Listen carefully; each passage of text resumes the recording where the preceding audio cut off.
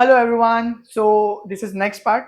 Electricity failure हो गया था तो उस वजह से बीच में हमको रुकना पड़ा। तो हम यहाँ पे शुरू कर रहे हैं 89th नंबर के क्वेश्चन से। ठीक है। कोशिश होगी तो मैं दोनों को मर्ज कर दूंगा वीडियोस को, तो आपको प्रॉब्लम नहीं आएगी। और नहीं मर्ज हो पाया क्योंकि अपलोड अगर रहता रहा तो दोनों पार्ट वन पार्ट टू करके डाल देंगे। ठीक है। सो ये हमने बात कर ली है लास्ट लेक्चर में। अभी हम थे 89th नंबर ऑफ क्वेश्चन पे, तो डायरेक्ट चलते हैं 89th number of question. So here it is. So here is the question and it's a very easy question. देखने में ऐसा लग रहा है कि बहुत टफ क्वेश्चन है, बट है नहीं। अगर थोड़ा सा दिमाग लगाया जाए तो बहुत आसानी से बनाया जा सकता है इस सवाल को। तो समझते हैं कि सवाल में पूछा गया था। सो यहाँ पे हम 2023 के पीवाईक्यू पे बात कर रहे हैं, डेवलपमेंटल बायोलॉजी के। और हमारा जो क्वेश्चन है यहाँ पे, by expressing the EGF ligand lin3 the C elegans anchor cell directly trigger vulval development। हम जानते हैं बात, वल्वा इज वेरी इंपॉर्टेंट क्योंकि वल्वा से आपका स्पर्म का पूरा डेवलपमेंट होता है। और स्पर्म से जो हम वल्वा से हमारा ओपनिंग है जिससे हमारा जो स्पर्म होता है वो अंदर जाता है। अगर हम मेल से हर्माफ्रोडाइट के उसके बारे में बात करें फर्टिलाइजेशन के, तो लिन3 जो है वो क्या करता है आपका, ये डिस्टेंस पे जाके एक्ट करता है और इसका एक ग्रेडेड एक्शन होता है। इसका क्या मतलब है कि लिन3 अगर जहाँ पे हाईएस्ट होगा वहां पे कुछ और एक्शन देगा, और जहां पे इसका जो कॉन्सेंट्रेशन है वो कम होता जाएगा तो उसका एक्शन जो होगा वो भी चेंज होता जाएगा। ठीक है। यहाँ पे लिन3 की अगर अपन बात करें तो इसके लिए अलग अलग तरीके की जेनेटिक टेक्निक्स है जिसमें हम इसको देख सकते हैं कि किस तरीके से आपका सेटअप होता है। और यहाँ पे हमको कुछ जेनेटिक्स टेक्निक दे रखी है, स्ट्रेन या कंडीशन दे रखी है, और फिर हमारे पास में वीपीसी का सेल फेट दे रखा है। आपको दोनों को मिलाना है कि इस टेक्निक से वीपीसी में जाके जो प्रिकर्सर सेल है उसका फेट क्या होने वाला है। पहला क्या दे रखा है, wild type worms grown on empty vector of RNA i. तो वाइल्ड टाइप वर्म है, अगर वाइल्ड टाइप है और वेक्टर में कुछ भी नहीं है तो अल्टीमेटली वाइल्ड टाइप आएगा फिनोमेना। और वाइल्ड टाइप फिनोमेना क्या होता है, वाइल्ड टाइप फिनोमेना सीधा सीधा ये होता है कि जो एंकर सेल है, वैसे लास्ट वीडियो में आई मीन डेवाई का जो लास्ट लेक्चर है जिसमें हमने बात की उसमें मैंने बताई भी है पूरी डिटेल में कि जो आपका एंकर सेल है उसके जस्ट नीचे वाली जो सेल होती है वो हमेशा क्या बनती है, प्राइमरी। पास वाली जो दोनों होती है वो बनती है सेकेंडरी, और उसके बाद में फिर इधर बनती है एक टर्शरी, और उसके बाद में दो इधर बन जाती है वो भी टर्शरी और टर्शरी बनती है। तो ये नॉर्मल डेवलपमेंट होता है। अब देखो कहाँ पे है ये वाला डेवलपमेंट। अगर हम इसको देखें तो ए जो है यहाँ पे दिख रहा है हमको, ये primary secondary secondary tertiary tertiary tertiary. तो ए जो है वो 2 के साथ जाना चाहिए। लेकिन सबसे इजीएस्ट जो तुम यहाँ पे कर सकते हो वो इजीएस्ट अरेंजमेंट है यहाँ पे अपने पास में। ए का 2 देखे तो ए का 2 दो जगह पे देखने को मिल रहा है, तो 3 और 4 को यहाँ से हटा दिया। और डी को देखो एक बार, डी को, डी या तो 3 के साथ जा सकता है 1 के साथ जाएगा। अब डी क्यों बोल रहा हूं मैं, क्योंकि अगर तुम यहाँ पे ध्यान से देखोगे तो यहाँ पे multiple copies of extra chromosomal array of lin three gene. इसका मतलब क्या है, एक्स्ट्रा क्रोमोसोमल कॉपीज का क्या मतलब हुआ यहाँ पे कि अल्टीमेटली हमारे पास में एक्स्ट्रा हाइपर अरेंजमेंट होगा, मतलब मोर एक्सप्रेशन ऑफ लिन3 होगा। और मोर एक्सप्रेशन ऑफ लेंथ का क्या मतलब है कि आपके प्राइमरी जो लीनिएजेस होंगे वो ज्यादा आएगी। अब पूरे ऑप्शंस में अगर तुम देखोगे तो सिर्फ एक यही जगह है जहाँ पे प्राइमरी लीनिएजेस ज्यादा बनने को देखने को मिल रही है। तो डी जो है वो 1 के साथ में ही जाएगा, और सिर्फ एक ही ऑप्शन है जहाँ पे डी 1 के साथ जा रहा है और option A is correct.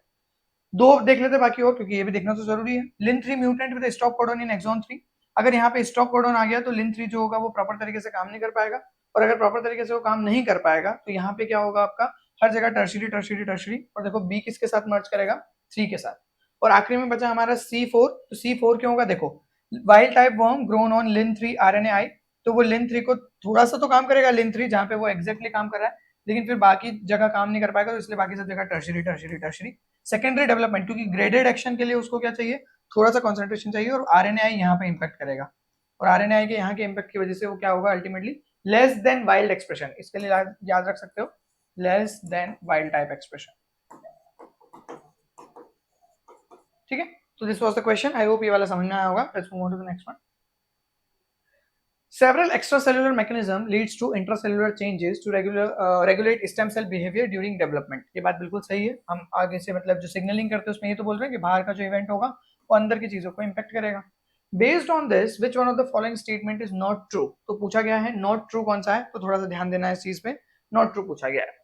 Structural and addition factor in the extracellular matrix support cellular architect of the stem cell niche. ये बात तो सही है, बिल्कुल सही है, क्योंकि अल्टीमेटली ईसीएम वगैरह तो है जो मेंटेन करके रखता है उसको, और ईसीएम में जो ग्रोथ फैक्टर माइटोजन वगैरह है जो भी आपके सर्वाइवल फैक्टर्स होते हैं वो मेंटेन करते हैं। Different pattern of chromatin accessibility influence gene expression related to stem cell behaviour. ये बात भी सही है। यू क्रोमेटिन बन रहा है या हेट्रोक्रोमेटिन बन रहा है, किस तरफ से सेटअप आ रहा है, एक्सेसिबल कितना है वो, क्या वहां पे ट्रांसक्रिप्शन फैक्टर जोड़ पा रहे हैं, एमआरएनए डेवलपमेंट हो रहा है कि नहीं हो रहा है, आरएनए आरआरएनए डेवलपमेंट है कि नहीं, कुछ भी। तो ये बात भी सही है कि डिफरेंट पैटर्न्स देखने को मिलते हैं इस चीज के भी। और ये भी इस आपका एक्स्ट्रा सेलुलर तुमने पढ़ा भी होगा ना कि जीपीसीआर एक्टिवेट होता है, फिर पीके एक्टिवेट होता है, और पीके एक्टिवेट कई बार सीआरईबी को एक्टिवेट करा। तो सीआरईबी क्या है? अल्टीमेटली यहाँ पे ये ट्रांसक्रिप्शन फैक्टर ही तो है। तो ये एक्सेसिबिलिटी वगैरह को डिफाइन नहीं कर रहा है क्या? बिल्कुल कर रहा है।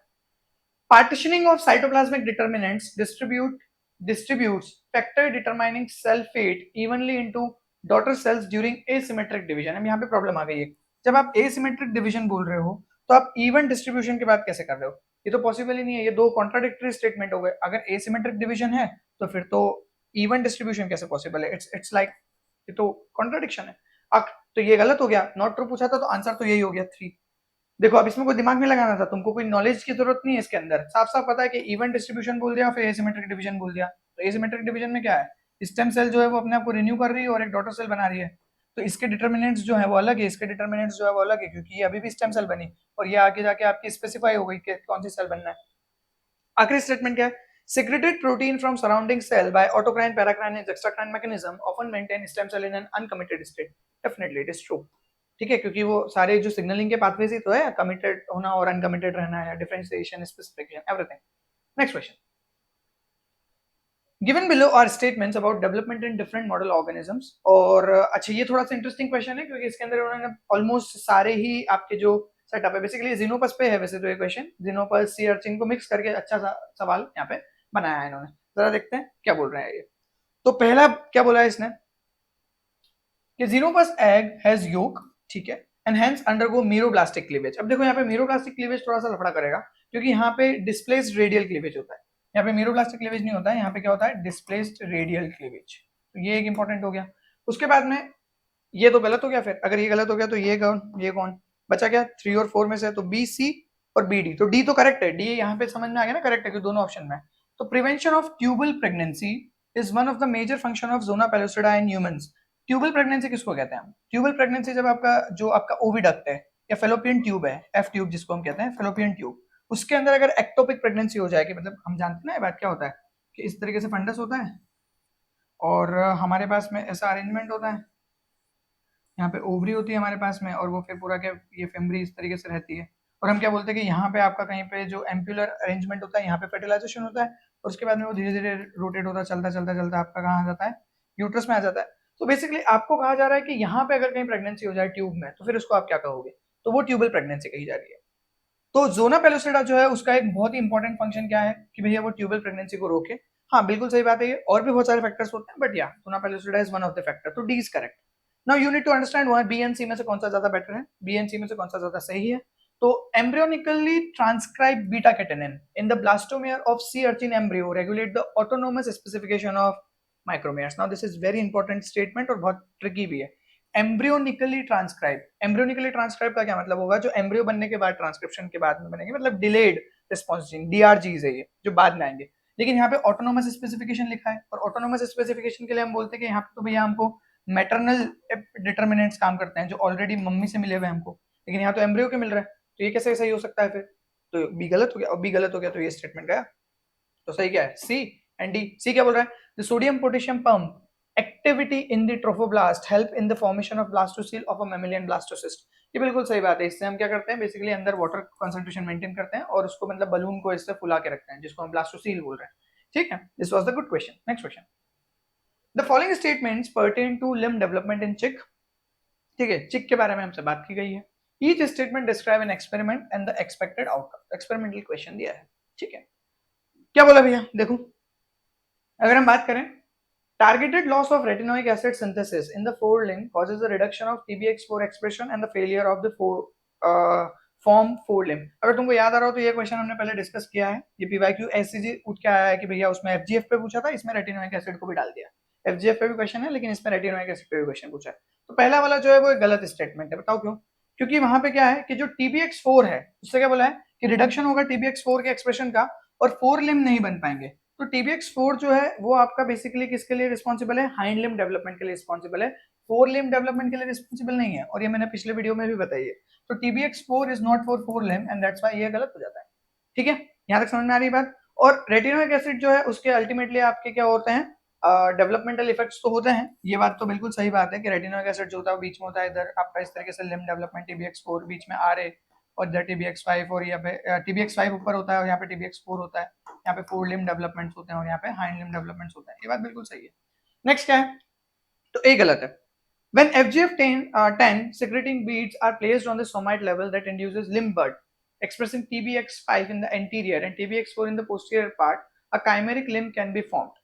Now this is true basically, और ये पूरी की पूरी सीधी लाइन जो है ये गिलबर्ट से उठाई हुई है, एक एक्सपेरिमेंट से, जिसमें उन्होंने एग्जैक्टली ये बताया कि इस तरीके का हमको क्या है काइमेरिक लिखने को मिला। क्यों? क्योंकि जो FGF10 है, अब इसमें हमने क्या किया, ऊपर जो नीचे रखना था TBX5, यहाँ पे फोर लिम्ब जो है वो एंटीरियर और TBX4 पोस्टीरियर पार्ट में, जब उसको मिक्स किया तो हमको यहाँ पे क्या देखने को मिला, काइमेरिक लिम्ब देखने को मिला। और ये बात बिल्कुल सही है, क्योंकि ये जो है आपका क्रिटिकल है, कौन, FGF10 for the limb formation, और इस वजह से आपका क्या है, सोमाइट्स जो मसल फॉर्मिंग सेल्स है उससे लिम्ब डेवलप करवा दिया इसने। देखो दिख रहा है सोमाइट लेवल, सोमाइट लेवल, ठीक है। तो इसकी वजह से आपका जो TBX4 TBX5 है, क्योंकि दोनों अलग अलग जगह एक्सप्रेस कर रहे थे, लेकिन अगर एक ही जगह एक्सप्रेस करेंगे तो क्या बना देंगे, वो काइमेरा बना देंगे। Next question, next statement, constitutive activation of FGF receptor result in the loss of the forelimb field, demonstrating that the expression of FGF8 functions to inhibit forelimb development। अब ये भी जो बात है ये बिल्कुल सही बात है। अगर आपका कॉन्स्टिट्यूटिव एक्सप्रेशन हो जाता है, अब यहाँ पे फोरलिम्ब फील्ड जो है, इसको इसका डायग्राम नहीं लगाया यार, वो लगाना था। बेसिकली अगर तुम देखोगे तो इस तरीके से यहाँ पे आपका एक फोरलिम्ब फील्ड होता है, और वो फील्ड अगर यहाँ पे रेटिनोइक एसिड इस तरीके से, अगर वो फील्ड जो है वो पूरा नहीं होगा तो फिर आपका प्रॉपर तरीके से डेवलपमेंट नहीं हो पाएगा, और इस वजह से फोरलिम्ब डेवलपमेंट जो है वो रुक जाएगा। तो ये जो बात लिखी है कि FGF8 का अगर कॉन्स्टिट्यूटिव एक्टिवेशन रहेगा तो वो रिसेप्टर्स लगातार चलते रहेंगे, और FGF8 का फंक्शन कोई काम का ही नहीं है। मतलब अगर रिसेप्टर हमेशा के लिए काम कर रहे हैं तो फिर आपको लिगेंड की क्या जरूरत है, और इस वजह से आपका वहां पे फोरलिम्ब डेवलपमेंट जो प्रॉपर तरीके से नहीं हो पाएगा। And that is why B and C जो है वो क्या है, आपके करेक्ट स्टेटमेंट है, बाकी जो ए है वो गलत है। ठीक है, नेक्स्ट स्टेटमेंट, नेक्स्ट क्वेश्चन क्या है भैया, shown below is the inversion product of the X chromosome of the wild type Drosophila। ठीक है, wild type Drosophila के बारे में बात की गई है। The W plus gene coding for the red eye color is near the telomere। तो here is a telomere, यहाँ पे ये हमारा टेलोमेयर है, इसके पास में W प्लस जीन है। ये यूक्रोमेटिन रीजन है या हेट्रोक्रोमेटिन रीजन है, मॉलिक्यूलर से भी रिलेट करके सवाल सॉल्व कर सकते हैं हम लोग। आगे क्या बोला है, near the telomere and another gene which is roughest RST plus is close to W plus but towards the centromere। तो ये सेंट्रोमियर इधर है, ये रहा सेंट्रोमियर, यहाँ पे सेंट्रोमियर के पास में है ना। हाँ, ये बात तो सही लिखी है। Now the inversion brings W plus near the vicinity of the highly compact centromeric heterochromatin and places RST positive little farther away from the centromeric heterochromatin। ये बात सही है। देखो ये यहाँ पे था, इसको घुमा के हमने इन्वर्ट किया, ये इन्वर्जन हुआ, इन्वर्जन होने से W प्लस जो है इधर चला गया हेट्रोक्रोमेटिन में, और RST प्लस जो है वो अभी भी देखो बाहर ही है थोड़ा, ये यूक्रोमेटिन रीजन में ही है। Which of the following phenotype will never be observed in the Drosophila strain with the inversion। तो इन्वर्टेड के पूरे बारे में पूछा गया है, आप ध्यान रखना वाइल्ड टाइप नहीं पूछा गया है। Red and smooth eyes, red आने के लिए क्या चाहिए हमको, रेड आने के लिए हमको चाहिए W प्लस कोड करे, चलो ठीक है मान लिया W प्लस कोड कर रहा है, और RST प्लस वहां पे कोड नहीं कर रहा है। अगर वो RST प्लस कोड नहीं करेगा तो वो क्या होगा आपका, the eyes of the receiver have rough appearance and the inversion ring। हाँ, तो ये लिखा हुआ है the eyes of the roughest mutant have rough appearance। तो यहाँ पे स्मूथ आइज आ सकती है क्या, RST प्लस यहाँ पे एक्सप्रेस कर रहा है, और W plus gene coding for the red, ये पॉसिबल है, बिल्कुल पॉसिबल है, दोनों पॉसिबल हो सकते हैं कि एक जगह W प्लस एक्सप्रेस कर रहा है और RST प्लस एक्सप्रेस ना करे। इधर आ जाओ तो व्हाइट और स्मूथ आए, ये भी पॉसिबल है, लेकिन एक जो सबसे बड़ी दिक्कत यहाँ पे है इस क्वेश्चन में वो ये है कि आपको यहाँ पे ये चीज समझना पड़ेगी कि W प्लस जो है मतलब रेड आई हो, W प्लस मतलब रेड आई, और वो रफ भी हो, ये दोनों साथ में आने के चांसेस सबसे ज्यादा कम है। क्यों कम है, क्योंकि जो हेट्रोक्रोमेटिन अरेंजमेंट में जब W प्लस और RST प्लस गए तो RST प्लस जो है अभी वो यूक्रोमेटिन अरेंजमेंट में है, लेकिन जो W प्लस है वो थोड़ा सा बाहर आपका हेट्रोक्रोमेटिन रीजन में जा चुका है, और इस वजह से इसका दोनों के साथ में मिलने के चांसेस जो है वो सबसे कम है। इसका ये मतलब नहीं है कि अब जैसे यहाँ पे लिखा हुआ है नेवर बी, तो ये नेवर बी भी पूरी तरीके से सही नहीं है, हो सकता है कि ये कहीं रैंडमली मिल जाए, लेकिन बहुत कम चांसेस है, इसलिए उन्होंने नेवर बी बोल के उसको क्या कर दिया, फिक्स कर दिया कि भैया हाँ इस तरीके से हो सकता है। ठीक है, next question, now we are moving on to the last shift of developmental biology part B. पहला सवाल, Which one of the following statement is correct for early embryonic development in terms of differentiation? Differentiation के terms में कौन सा वाला development के बारे में सही लिखा हुआ है? The first stage of commitment is termed as specification while the second stage is determination। बिल्कुल सही बात लिखी है ये। पहले कमिटमेंट की जो स्टेप होती है उसको हम स्पेसिफिकेशन बोलते हैं, जो थोड़ी फ्लेक्सिबल सी होती है जिसमें बदलाव हो सकते हैं, और फिर आपका एक बार डिटर्मिनेशन कि भैया अब तो मैं उधर ही जाऊंगी, ऐसा ही जाऊंगी मैं, अब तो चेंज नहीं होंगी मैं, डिटरमाइंड हो गई हूँ मैं अब, तो ये वाला जो बात है सही लिखी हुई है, ठीक है, करेक्ट पूछा था ना, तो आंसर तो यहीं से निकल जा रहा है, बट फिर भी एक बार आगे देख लेते हैं। If a specified cell is transplanted to a region of differently specified cells, the fate of the specified cells remain unchanged. नहीं, ऐसा जरूरी नहीं है, अगर ये कंडीशनल स्पेसिफिकेशन की तरफ है तो फिर ये बदलाव कर सकती है, ठीक है, इसका कोई गारंटी नहीं है, ठीक है। देन फिर अ सेल और tissue is said to be determined when it shows reversible, no, determine होने के बाद में फिर वो रिवर्सिबिलिटी जो है वो वहां पे प्रॉब्लम देती है, फिर वो रिवर्सिबल है कि नहीं कुछ गारंटी नहीं है उसकी, तो अपने को थोड़ा ध्यान रखना पड़ेगा, रिवर्सिबल फेट ऐसे नहीं बोल सकते डायरेक्टली, ठीक है। अंडर द इन्फ्लुएंस, ये कंडीशनल स्पेसिफिकेशन की बात कर रहा है कि भैया सराउंडिंग बदलेगी तो आपका क्या होगा, यहाँ पे फेट जो है वो रिवर्स हो जाएगा, but it's not that case, वो स्पेसिफिकेशन है, डिटर्मिनेशन नहीं। The first stage of specification, अब तो उल्टा ही हो गया, कमिटमेंट में स्पेसिफिकेशन और डिटर्मिनेशन आता है, थोड़ी देर पहले बताई थी ये बात, आपका स्पेसिफिकेशन में कमिटमेंट नहीं आता है, तो ये भी गलत, ये भी गलत, ये भी गलत, बहुत इजी क्वेश्चन था। और बी में इजी क्वेश्चन आते हैं, कोई बड़ी बात नहीं है, बी में सिर्फ थोड़ा सा दिमाग खुला रखना पड़ता है, बाकी तुम कभी नॉलेज की कमी की वजह से बी का कोई भी सवाल गलत नहीं करोगे। The meeting of sperm and eggs in the dilute concentration is one of the challenges of external fertilization, definitely. Which one of the following protein help in overcoming the challenges? इसका सीधा सीधा आंसर रिसेक्ट है, तुम जानते हुए बात, बचपन से पढ़ते हुए आ रहे हैं अपन लोग, रिसेक्ट, और रिसेक्ट जो है वो आपका कीमो अट्रैक्टेंट है, उसके साथ में अपन यहाँ पे काम कर सकते हैं, तो ये कीमो अट्रैक्टेंट है जो आपका क्या करता है, स्पर्म को अट्रैक्ट करता है अपनी तरफ। बाइंडिंग क्या करता है, प्रॉपर बाइंडिंग करवाता है स्पर्म और एग की, स्पर्म और एग की प्रॉपर बाइंडिंग के लिए हमारे पास बाइंडिंग है। इजुमो क्या है, ये आपका रिकॉग्निशन में काम करता है, इजुमो और जूनो है ना, इजुमो और जूनो ये क्या करते हैं, रिकॉग्निशन में काम करते हैं। और यहाँ पे ओवास्टेटिन है, ओवास्टेटिन जो है ये क्या करता है आपका, ये आपका इससे यहाँ पे रिलेवेंट नहीं है, बट ये पॉलीस्पर्मी को प्रिवेंट करने के लिए काम करता है, पॉलीस्पर्मी प्रिवेंशन, तो यहाँ पे रिलेवेंट सच नहीं है, पॉलीस्पर्मी प्रिवेंशन में काम करता है, याद रख लेना, इसको आ सकता है सवाल। नेक्स्ट क्वेश्चन पे चलो भैया, अगला क्वेश्चन क्या बोल रहा है, mutants and transgenic models have played a pivotal role in understanding development, बिल्कुल सही बात है, mutants and transgenic models. Which one of the following statement is true? तो ट्रू स्टेटमेंट पूछा है, पहली चीज तो ये ध्यान रखनी है। पहला स्टेटमेंट क्या दिया है इन्होंने, a transgenic DNA chimera experiment involves the transplantation of cell from a genetically modified organism to another embryo.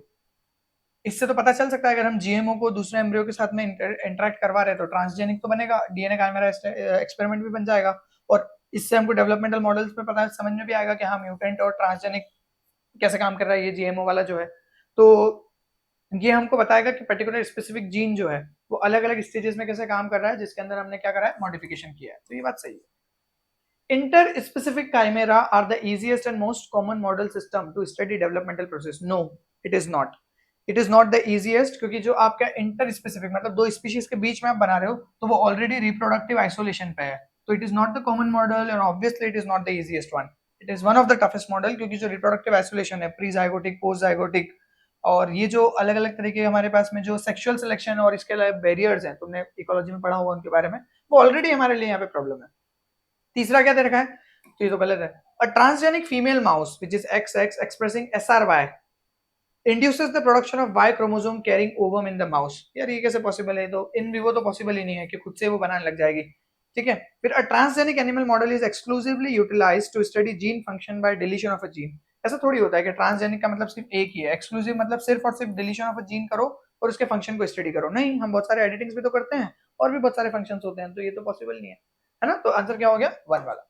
Next question, now section C, पहला सवाल क्या भैया देख लो, अच्छा सवाल है ये, ध्यान से देखना इसको।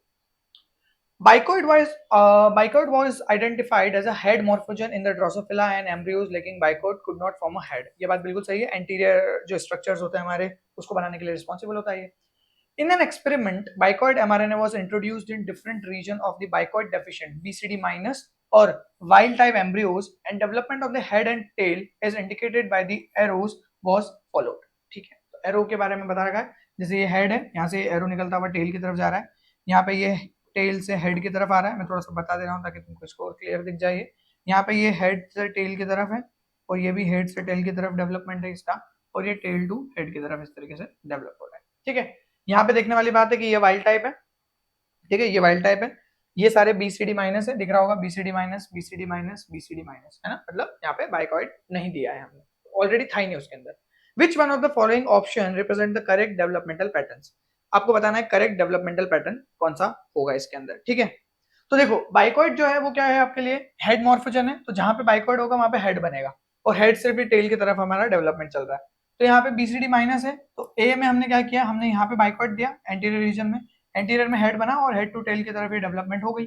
तो ये तो पॉसिबल डेवलपमेंटल फेट है, कोई दिक्कत वाली बात ही नहीं है। तो ए कहाँ कहाँ पे है, यहाँ पे है और यहाँ पे है, मतलब ये दोनों एलिमिनेट हो गए। तो B and C, B and D और ए एंड डी, तो ए सी के साथ में जाएगा और डी के साथ में जाएगा, तो बी को एलिमिनेट करो। बी कौन सा है, बी ए वाला, इसको देखना ही नहीं, खत्म करो इसको, लोड ही मत लो उसका ज्यादा। और समझ में आई ना बात, देखना ही नहीं उसको, क्योंकि ऑप्शन में ही नहीं है, तो इसलिए ऑप्शन को एलिमिनेट करना सीखो। ए एंड डी है और क्या देखा, ए एंड सी। अब सी और डी देखना है, देख लेते हैं कौन सा बेटर है। जहां पे बाइकॉट डालेंगे वहां पे हेड बनेगा, देखो यहाँ पे टेल बना दी इन्होंने, तो गलत हो गया, तो सी भी पॉसिबल नहीं है, और इस वजह से सी भी एलिमिनेट कर दिया हमने यहाँ से। तो आंसर क्या हो गया, ए एंड डी। इतना इजी क्वेश्चन था ये, ठीक है। नेक्स्ट, और सब इन्फॉर्मेशन दे रखी है भाई साहब पूरी। अगला, the following statements were made with reference to the strategies used to identify the organizer molecule like noggin. हाँ, तो नोगिन, कॉर्डिन और आपके फॉलिस्टैटिन जो होते हैं, ये पूरे के पूरे आपके ऑर्गेनाइजर से निकलते हैं ना, जिनोपस की बात अगर अपन करें। Now this is an interesting question, इसको थोड़ा ध्यान से सुनना, इसको मैं डिटेल में एक्सप्लेन करूंगा। इसके लिए मैंने नोट भी बनाया है एक दो, क्योंकि बढ़िया सवाल है ये, तो थोड़ा सा संभल के सुनना इसको, क्या है ये, ठीक है। मैं नोट भी देख लेता हूँ, ठीक है। देखो, तो नोगिन को हमको यहाँ पे स्टडी करना है, और हमसे यहाँ पे फिर वही सवाल पूछा है, ABCD बताओ कौन सा सही है। A cDNA library was prepared from a lithium chloride treated amphibian gastrula। cDNA की लाइब्रेरी बनाई गई है lithium chloride treated amphibian gastrula से। जो ऑर्गेनाइजर मॉलिक्यूल है वो आपके क्लोन से आइडेंटिफाई किए गए हैं, और उसका जो आरएनए है वो आरएनए भी कौन सा, mRNA, उसका जो ऑर्गेनाइजर जो मॉलिक्यूल है उसका जो mRNA है वो आपका UV irradiated one cell embryo को क्या कर पा रहा है, रेस्क्यू कर पा रहा है। मतलब जो यूवी दी आपने उस एम्ब्रियो को, उसके इफेक्ट्स को ये हटा पा रहा है। कौन हटा पा रहा है, ऑर्गेनाइजर मॉलिक्यूल का mRNA, and allow normal development. अब आपको बताना है कि क्या ये नोगिन के लिए सही है क्या।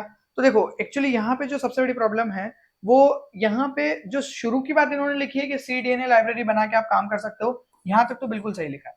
उसके बाद में जो इन्होंने यहाँ पे प्रॉब्लम कर दी कि लिथियम क्लोराइड ट्रीटेड एम्फीबियन, तो लिथियम क्लोराइड ट्रीटेड जो है यहाँ पे थोड़ा सा प्रॉब्लम है। हम यहाँ पे यूवी इरेडिएटेड अगर चाह रहे हैं तो हम यहाँ पे यूवी इरेडिएटेड ही लेंगे, यहाँ पे हमको ये नहीं चाहिए, लिथियम क्लोराइड नहीं चाहिए। तो एक्चुअल एक्सपेरिमेंट में क्या होता है, हम यहाँ पे cDNA लेते हैं स्पिमेन ऑर्गेनाइजर से, मैं बता देता हूँ, चलो इसको, इसके लिए अपन ले लेते हैं बोर्ड, ठीक है, इसको करते हैं कन्वर्ट। अब सुनो ध्यान से, हम क्या लेते हैं, cDNA लेते हैं, किससे लेते हैं, स्पिमेन ऑर्गेनाइजर से cDNA ले लिया। cDNA स्पिमेन ऑर्गेनाइजर से लेने के बाद उसका mRNA एक्सट्रैक्ट कर लिया, जो mRNA वहां पे लिखा था, और उस mRNA को फिर यूवी ट्रीटेड एम्ब्रियो में डाल देते हैं, और उसकी वजह से हम देखते हैं कि हाँ भैया उसका रेस्क्यू हो गया है। बट इस पूरे में कहीं पे भी लिथियम क्लोराइड का ट्रीटमेंट रिक्वायर्ड नहीं होता है, ठीक है। तो इसमें क्या होता है, हमको पता चल जाता है कि ये वेंट्रलाइज्ड हुआ है यूवी ट्रीटेड एम्ब्रियो, और जब आप इसमें ऑर्गेनाइजर डालते हो तो डॉर्सलाइजेशन के रिस्पॉन्सिबल होता है ऑर्गेनाइजर, और आपको रेस्क्यू में फिर नॉर्मल डेवलपमेंट देखने को मिलता है। अब यहाँ पे जो लिथियम क्लोराइड हमने यूज किया है, ये बेसिकली जो क्वेश्चन में दे रखा है उस तरीके से काम नहीं कर रहा है, क्योंकि लिथियम क्लोराइड खुद डॉर्सलाइज कर देगा। तो फिर हमको फिर ऑर्गेनाइजर कैसे पता चलेगा, अगर आपने लिथियम क्लोराइड ट्रीटेड यूज किया, फॉर एग्जांपल अगर आप लिथियम क्लोराइड ट्रीटेड यूज कर रहे हो, तो ऑलरेडी खुद ही यूवी ट्रीटेड एक्सपेरिमेंट जो है उसके रिजल्ट्स को खुद ही कर देगा, तो फिर आपको नोगिन तो पता ही नहीं चलेगा कभी। बात समझ में आई। तो इसको ऐसे समझो, यूवी ट्रीटेड वेंट्रलाइजेशन कर रहा है, लिथियम क्लोराइड डॉर्सलाइजेशन कर रहा है, तो नोगिन भी तो डॉर्सलाइजेशन कर रहा है। तो अगर ऑलरेडी ही डॉर्सलाइज्ड है वो, और फिर आपने उसमें यूवी ट्रीटेड किया, फिर आप mRNA डाल रहे हो, तो वो कुछ समझ में नहीं आ रही चीज, वो एक्सपेरिमेंट अच्छा से नहीं है। मतलब उसके अंदर एक अनसर्टेन एलिमेंट रहेगा कि वो LICL की वजह से डॉर्सलाइज हुआ या नोगिन की वजह से। हो सकता है कि आगे जाके नोगिन की वजह से हो वो, लेकिन श्योरिटी नहीं है, एंड दैट्स व्हाई एक्सपेरिमेंट में ये फिर थोड़ा रिस्की होगा। इसलिए ए वाला जो ऑप्शन है हम इसको एकदम से सटीक नहीं बोल सकते कि हाँ ये सटीक ऑप्शन है। नेक्स्ट क्या बोल रखा है, clones of cDNA whose mRNA was present in dorsalized but not in the ventralized embryo were tested by injecting them into ventral blastomere and seeing whether they induced a secondary access। या ये कर सकते हैं अपन, क्यों नहीं कर सकते हैं, क्योंकि इसमें अगर हम बात करेंगे तो यहाँ पे हमारे पास में पता है कि LICL ट्रीटेड जो है वो क्या होगा, डॉर्सलाइज्ड हो जाएगा, और यूवी ट्रीटेड वेंट्रलाइज्ड हो जाएगा। तो अगर आप यहाँ पे देखो कि कौन कौन से जीन जो है वो डॉर्सल एम्ब्रियो में है, जैसे हमने क्या बोला, mRNA which is present in dorsalized but not in ventralized, तो डॉर्सलाइज्ड जो अरेंजमेंट्स हमारे पास होंगे उन जीन को हम लेंगे और हम वेंट्रल ब्लास्टोमियर में डालेंगे। तो वेंट्रल ब्लास्टोमियर में अगर हम यहाँ पे डाल रहे हैं तो फिर यहाँ पे क्या होना चाहिए, अगर हम वेंट्रल ब्लास्टोमियर में डालें तो वहां पे डॉर्सलाइजेशन होना चाहिए, तो यहाँ पे एक सेकेंडरी एक्सेस डेवलप होगी क्या। तो अगर हम यहाँ पे बात कर रहे हैं कि हाँ injecting mRNA of those gene in ventral blastoma should induce secondary axes, या there should be secondary axes development, मतलब डॉर्सलाइजेशन चलना चाहिए वहां पे। और उसमें हम अगर बात करें तो यहाँ पे पॉसिबिलिटी हमारे पास है कि हाँ ये हमको एक्सप्लेन कर सकता है कि हाँ यहाँ पे आप क्या कर सकते हो, ऑर्गेनाइजर मॉलिक्यूल को देख सकते हो ventral blastomere and seeing whether they induce secondary axes, मतलब dorsalization. Now the molecule and inhibitor of both activin and BMP caused ectoderm to become a neural tissue, which one of the options are correct और incorrect, इसके बारे में पूछा गया है। तो noggin जो है बेसिकली ये क्या करता है आपका, ये बीएमपी को इनहिबिट करता है, बिल्कुल सही बात है। नॉगिन हमने पहले भी बात की थी कि जो बीएमपी होते हैं वेंट्रलाइजेशन के लिए रिस्पॉन्सिबल होते हैं, और जो आपके ऑर्गेनाइजर मॉलिक्यूल है वो डॉर्सलाइजेशन के लिए। तो बीएमपी तो ऑब्वियसली इनहिबिट होता है, कभी कभार ये एक्टिविन पे भी इनहिबिशन शो करते हैं, और इस वजह से आपका न्यूरल टिश्यू का डेवलपमेंट होता है। और बेसिकली जो एपिडर्मल फेट होते हैं, जो एपिडर्मल एक्टोडर्म से एपिडर्म बनने वाली बात होती है, उसमें वो न्यूरोलेशन के बारे में बात करते हैं। तो सी बिल्कुल सही बात है, तो बी और सी जो है वो तो डायरेक्टली सही है। बी थोड़ा सा ट्रिकी स्टेटमेंट था बट ये सही है, क्योंकि सेकेंडरी एक्सेस डेवलपमेंट जो होगा वो जो आपको डॉर्सलाइजेशन के बारे में बात करेगा, तो या B and C are true. A तो डेफिनेटली गलत है। ये एक्सपेरिमेंट थोड़ा सा ट्रिकी था, अगर इसको नहीं समझ में आया तो कमेंट करना है स्पेसिफिकली, आई ट्राई कि मैं उसको एक्सप्लेन कर दूं। नेक्स्ट क्वेश्चन क्या है sir, and obviously this is the last question. ये थोड़ा सा रिलेटेड क्वेश्चन ही है, जो अभी हमने बात करी है उससे रिलेटेड है। This is a hypothetical example. Sequencing of a genome of an organism led to the identification of several ORFs. ठीक है. One of them was found to code for a protein that showed sequence similarity to a protein known to have role in early development. तो कुछ एक नया protein मिला है जिसके जो रोल है वो हमको ऐसा लग रहा है अर्ली डेवलपमेंट से रिलेटेड है। ठीक है. The protein was named as Brainy. इसका नाम क्या रख दिया है? Brainy. The results of the RNA in situ hybridization in egg and a 4-celled embryo is schematically depicted below. यहाँ पे एग में हमने ब्रेनी डाला हुआ है ब्लू कलर से, और यहाँ पे हमने B4 पे ब्रेनी डाला हुआ है। यहाँ पे डॉर्सल है, वेंट्रल है, पोलर एंटीरियर है और पोस्टीरियर है। तो एक्सेस डिफाइन करके हमको दे दी गई है 4-celled embryo में। Further, based on fate map, it was proposed that the B4 blastomere gave rise to notochord. उन्होंने बोला कि notochord बताई गई है वहां पे ventral arrangement में। Different experiments were carried out, which led to the hypothesis that notochord developed autonomously by acquiring and retaining brainy.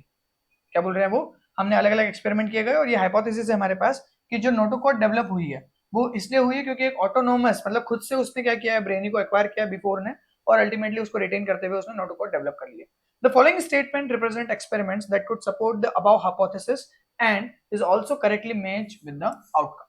यहाँ पे हमारे पास में ABCD दे दिया गया है, आपको बताना है कि कौन सा वाला एक्सपेरिमेंट या ऐसा ऑप्शन है जो आपको सपोर्ट करता है कि हाँ भैया हाइपोथेसिस जो आपने लिखा है कि हाँ ब्रेनी को रिटेन किया गया और उससे नोटोकॉड डेवलप हुई, तो कैसे बताओगे आप इसको।